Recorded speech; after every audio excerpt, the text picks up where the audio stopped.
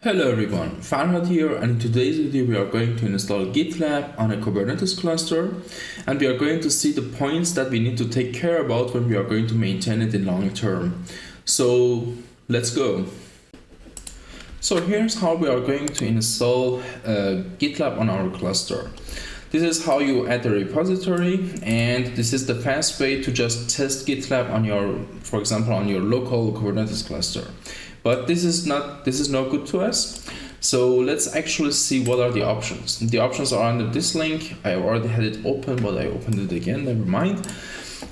So here's a long list of configurations. We don't need all of them, but we are going to set some of them by time, maybe in other videos or in this video. But for now, I have already configured parts of it, so let's actually check them out. So here is the configuration that I have. The first thing that you need to notice is that by default it is set to Enterprise Edition. You need to change it to Community Edition.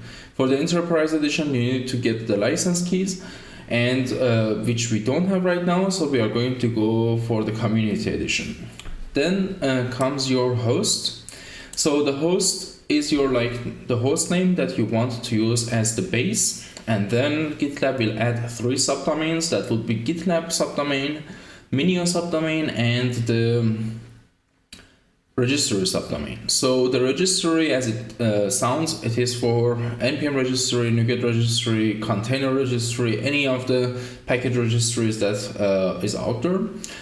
And then Minio is for the object storage, which we will get into later, and the Gitlab, which is the web services running on, which you access Gitlab actually. The external IP is the IP address of your cluster or of your load balancer, the public IP address, and in this Helm chart, this external IP is broken, so if you set it, it will not really set it to the load balancer service from Nginx ingress controller. So after our installation is done, we are going to set it by hand. Or maybe someone else has an idea why it doesn't work, because also inside their values, inside the Helm chart, they also have it as the same that I just have it configured. This is the external IP, and also this says that this is a static IP to assign the Nginx ingress controller, but it doesn't really assign it. So we are going to do it ourselves on cloud providers like Azure. When the service is load balancer on KAS, it will on AKS, sorry, it will actually assign you a public IP on its own. The next one is CAS. The CAS is Kubernetes Agent Service. So for now we are going to ignore it and disable it. What it does is that it is for later when you want to do pull method deployments. So you will deploy an agent on your production or testing environment, on your testing cluster or on the customer's cluster, for example. And then that agent will listen to some of your repositories. Like each repository gonna have an agent, but you can have a Helm repository, and then that agent will listen to the Helm repository. Anytime there's a change inside that GitLab repository or Git repository, it will pull the changes and apply them on the target cluster. So you will have an automatic deployment, which enhances your CI/CD. But for now, this is outside of the scope of this video, so we are going to ignore it for now. Next is Postgres. GitLab uses Postgres as its main database, so it's where the data of the users and project names and so on is stored. And by default, it comes with its own Postgres image, not its own. It uses the Postgres installation, like the Postgres image or Postgres Helm chart as a subchart. But since we already have our own external Postgres, we are going to use that. So I have disabled the Postgres installation. You can also do the same. So this way you will be more secured with backing it up and so on. So if you are in a cloud provider, you may have an RDS, a relational database service, so you can just use that. But for now, we are just going to stick with our own Postgres. The next is that the cert manager. So the GitLab will also use the cert manager's Helm chart as its subchart to install the cert manager, and this is the email that it will issue the certificates with, and it will use Let's Encrypt. The next is Redis. It uses Redis as one of the databases, as the key store, and as I said, like most of these dependencies are just subcharts, so the documentation inside GitLab is not describing the Redis values and so on, so you need to go inside the Redis chart to check the documentation, so how to configure the storage class, for example. And comes Minio. Minio is the object storage. Be careful with this one, because this is where the backups are stored. Like the backups, the containers, artifacts, any uploads, any files is stored here. And this is the object storage that GitLab uses. So it is also a subchart. And either take it out, put it in a self-managed Minio cluster, or install it like on a bare metal server or somewhere, like use a provider. Or if you are going to use it on the same machine, make sure that the volume that it is going to be used by Minio is not inside this machine. It is added to this machine, and then you can back the whole volume separately. And this is what I'm doing right now. So the sizes here really doesn't matter, as I said in the last videos. Since we are using the local storage without any provisioner, it will just even exceed these sizes, and will just use as much as a space as it needs. The next service is Prometheus. It needs Prometheus to do to show you the statistics inside the GitLab dashboard and so on. That's where the statistics are coming from. And then comes the GitLab configuration, and then one of them is Gitlab, and Gitlab is responsible for the access rights to who can access which repository and so on. And then the next one is GitLab Runner. By default, inside the GitLab chart, the GitLab Runner is enabled. We are going to disable it because I'm going to show you how to use Kubernetes GitLab Runner. So you will run your CI/CD pipelines inside Kubernetes pods, and that's where you need to make sure for now that to disable it, and then we will go through it probably in another video. Or if we have enough time, we will actually do it inside this video. So let's see how will it go. For now, for the installation, we are going to add the persistent volumes first. Then we are going to configure our Postgres secrets, and then we are going to add the database for Postgres, and then we are going to apply this Helm chart, these values to the Helm chart. So let's see how the installation goes.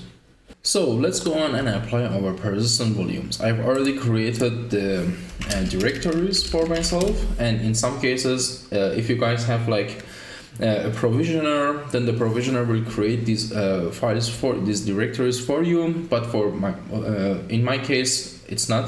I don't have a provisioner, so I have to do it myself.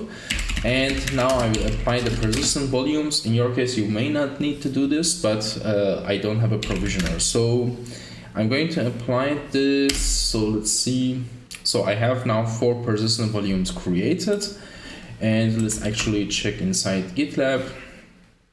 So I am out. Let's actually connect again. Okay. So the persistent volumes are there, but there is no claim yet. But before we apply the GitLab values to the Helm chart, we have to do some other configurations. That would be our Postgres password, and I'm just going to create the. So I'm going to install inside the GitLab namespace, and so kubectl create secret generic, and the name of my secret would be the PGSQL secrets, as I have named it here. So PGSQL secrets. And then I would say from literal, I want to put the name actually here, and the key to my secret will be the password. And my password is pretty simple. This is a test instance, doesn't matter, and created inside the GitLab namespace. So the Postgres secret is created, and now we are actually going to create the database too. So the database that we need is the GitLab database. We call it Gitlab. Here you can change the name to whatever you like. And now we are going to also create this database. So create, execute, and the database is created. I'm port forwarding my Postgres from my cluster here. So now we are ready actually to apply this. This may take a while, but let's actually, before I do the installation, I forgot. So before you do the installation, so that you know what's going on, you need to add the repository. I've already added the repository, and when you are doing the installation, you select the repository and then you say a / and then the application that you want to install from this repository. So in my case, it will be Helm install. First comes the release name. I'm going to call my release name Gitlab YouTube. And then comes the repository which you want to install it from, and then what you want to install from this repository. I want to install Gitlab, and then I say, okay, my file that I want to apply into this chart with this installation is coming from Gitlab YAML. This is this file here, and then in which namespace I want to install it, Gitlab. In case that your namespace doesn't exist, just do create namespace and it will create a namespace for you. So while this is being installed, I'm gonna take a break and then we will get back. A few moments later. So now the installation is done. And as you see, after the installation, these pods will come up and they are responsible for issuing the certificate for you. They are from Cert Manager, and these are issuing against Let's Encrypt. So wait for the pods to come up, to be up and running. And one thing that was wrong inside the configuration was the Redis storage class. But it is so there's no worries. This one you can just simply come here, go to edit. For now, this one, just set this to storage class name and then call it local storage in our case. And then now it is bounded with its persistent volume as well. And then let's wait until everything is up and running. The thing about the external IP that I just said was here. So this one right now is not. So this is your load balancer service, which is from Nginx Ingress Controller. But since it doesn't have any external IPs, you really cannot access anything right now. So I cannot say Gitlab that. So just will not open. So let's go on, and actually I think the reason that they are right now stuck is that they cannot really access this URL. So let's go on and then add the external IPs. So here is where we are going to access the external IPs, and in some cases you will add some load balancer information, so that depends really on your provider that you are going to use. I'm just using a normal Ubuntu server, so I really don't need those. So my service should now be green. Now it is bounded with this external IP, and now they should also be fine. Yep. So now they are gone. And I should be able to access my Gitlab. So Gitlab is now there. So let's see, actually the database should also be there. So here's the database. The database is also migrated, and I can now log in. So the first login is that you have to go to the secrets, and the username is root, and the secret you have to search for the root. So this is the initial password. We are going to create a new user. So this is the password that you need. So root and sign in. And it's going to tell me that everyone now can register. So we are going to turn off the registration. The admin approval is okay. So every time, for example, in your company, you have, for example, the Azure Active Directory connected to Gitlab. Then every time that someone is going to be added to Gitlab, an admin needs to approve their sign up. So we are going to keep it on.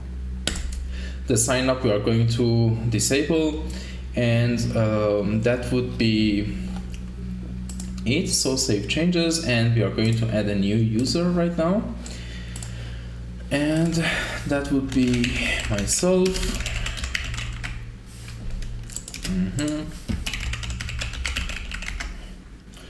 And that would be so now I'm logged in with my own user, so the user is created and so on. Let's go on and then do some configuration for the backup so that we know now this instance is production ready. Now let's look into the backup. Inside this documentation from Gitlab, just search for backup. And there, this is where you have, so the backup is like obviously a cron job, and what it does, it will back up the whole thing. It will back up the Minium, Postgres, anything which is needed that you start from with the same state. So let's go on and then enable this, and I'm going to copy this to see where I was. So it's Gitlab and then toolbox, backups, cron, enabled. So by default it's false. Now we are going to enable it, and let's actually just enable it and see what will happen. And now actually I'm just going to upgrade my instance. So before we had Helm install, and now instead we are going to have Helm upgrade. So with the upgrade, it actually will run a service, and then this service will check for the upgrade. So let's wait. This one is the upgrade check service.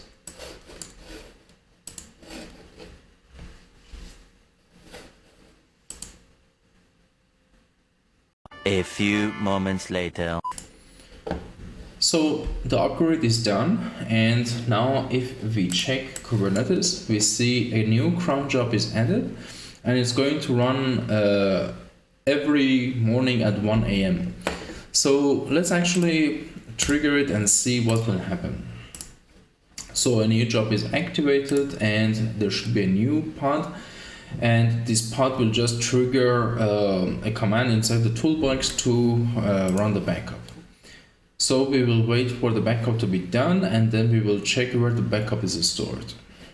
One eternity later. So as you see, the backup is done, there are no more pods are running, and the run has been successful.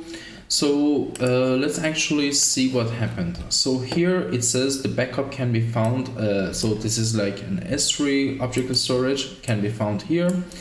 And basically you can find it inside the Minio tool. So here let's just go and find the secrets to the Minio. It's available under your secrets. Minio, access key,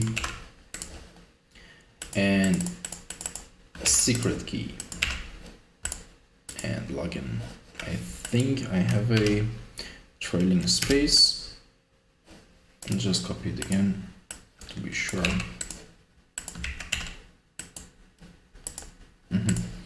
So here's your backup, and now you're good to go and you're safe. I think we have time. Let's check how we can configure the emails. So for the last part, to configure the mail server inside the documentation from Gitlab, this is the part which we need to configure: the SMTP address, the SMTP authentication, and so on, and also the email from and reply to. I have already added the configuration, so let's actually enable it. I'm using the Namecheap private mails, and so instead of this, you need to add your own SMTP configuration and your own SMTP, so your own mail addresses. So let's actually run this and see what will happen. Again, we are going to upgrade our installation, so we are going to run the upgrade and then see how can we test if a mail is going out. This deployment file, these values will be available. The link to this will be available in the description, so you can actually check it out and then play around with your own values and perhaps use it in production or use it as a template and add the other configurations on top of it. So let's see, now it has ran. The thing is that to test, Gitlab has a toolbox pod which is running, and that toolbox pod is responsible for migrations, for testing the mail servers, to run the backups and so on. So this is so since we changed the mail, now this is the pod which is being terminated, and now we will wait until it is back up again. A few moments later. So the toolbox pod now is up and running again. Let's get into it, and then now we can test actually our mail. So for that, I'm actually also using a temp mail here. I'm going to use this mail address to see if I'm going to receive any mail from this server that we just introduced to our Gitlab. So to do that, we need to open Gitlab Rails console, and then Gitlab inside the documentation. Inside the SMTP documentation, it has, I will also put the link to this documentation in the description. So here just search for test, but I already know where it is, so it's at the bottom and almost at the bottom. And this is the syntax that we want. So let's just take this and make sure it's copied.